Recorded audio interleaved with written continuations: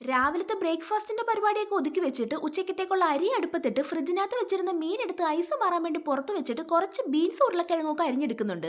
ഇത് രണ്ടും കൂടെ ഒരുമിച്ചിട്ട് കറി വെക്കാൻ വേണ്ടിയിട്ടല്ല, ബീൻസിനകത്തോട്ട് കുറച്ച് തേങ്ങയൊക്കെ ഇട്ട് ഞാനൊരു മെഴുക്കുരുട്ടി ഉണ്ടാക്കി ഉരുളക്കിഴങ്ങിനകത്തോട്ട് കുറച്ച് കുരുമുളകും മഞ്ഞപ്പൊടിയൊക്കെ ഇട്ട് റോസ്റ്റ് ഉണ്ടാക്കിയെടുത്തു. വേണമെങ്കിൽ ഇതിന് പൊട്ടറ്റോ ഫ്രൈ എന്നും പറയാം. എന്തായാലും പൊതിച്ചോറിനകത്ത് ലഞ്ച് ബോക്സിനകത്തൊക്കെ വെക്കാൻ പറ്റിയ അടിപൊളി ഐറ്റം ആണിത്. അങ്ങനെ പച്ചക്കറി പരിപാടിയൊക്കെ കഴിഞ്ഞ് മീനും എടുത്തോണ്ടങ്ങ് പുറത്തോട്ടിറങ്ങി. രാവിലെ ചിലപ്പോൾ മീൻ കിട്ടിയില്ലെങ്കിലോ എന്ന് വിചാരിച്ച് ഇന്ന് കറി വെക്കാൻ വേണ്ടിയിട്ട് ഇന്നലെ രാവിലെ വാങ്ങിച്ചു വെച്ച കണ്ണൻ കോഴിയാളെയാണ് കേട്ടോ ഇത്. ചിലയിടങ്ങളിൽ ഈ മീനിന്റെ തൊലി ഉരിയാറുണ്ട്. എന്താന്ന് വെച്ചാലേ എന്റെ വീട്ടിൽ ഈ മീനിന്റെ തൊലി ഉരിയും. പക്ഷെ ഞാൻ കല്യാണം കഴിഞ്ഞ് ഇവിടെ വന്നതിന് ശേഷം ഏട്ടന്റെ അമ്മയാണെന്നുണ്ടെങ്കിൽ ഇതിന്റെ തൊലി ഉരിയാറില്ല. അപ്പൊ പിന്നെ ഞാനും ഇപ്പൊ ഉരിയാറില്ല. പിന്നെ ഇത് വൃത്തിയാക്കാൻ വലിയ പാടൊന്നും ഇല്ലാത്തതുകൊണ്ട് പെട്ടെന്ന് തന്നെ മീനൊക്കെ കണ്ടിച്ചേറി നല്ല കട്ടിയുള്ള മാംസമായതുകൊണ്ട് തന്നെ ഞാൻ കുടമ്പുളി ഇട്ട് മുളക് കറി ഞാൻ അടുപ്പിലാക്കി അതിന്റെ തല മാത്രം എടുത്ത് മസാല തേച്ച് വറുക്കാനും വെച്ചു. അങ്ങനെ കറികളൊക്കെ റെഡി ആയപ്പോഴത്തേക്ക് ലഞ്ച് ബോക്സിലോട്ട് ചോറും ബീൻസും മെഴുക്കുരട്ടി പൊട്ടറ്റോ ഫ്രൈയും മീൻ തല വറുത്തതും സെപ്പറേറ്റ് പാത്രത്തിൽ മീൻ കറിയും കൂടെ ആക്കി കൊടുക്കുന്നുണ്ട്. അപ്പൊ ഓക്കെ ബൈ.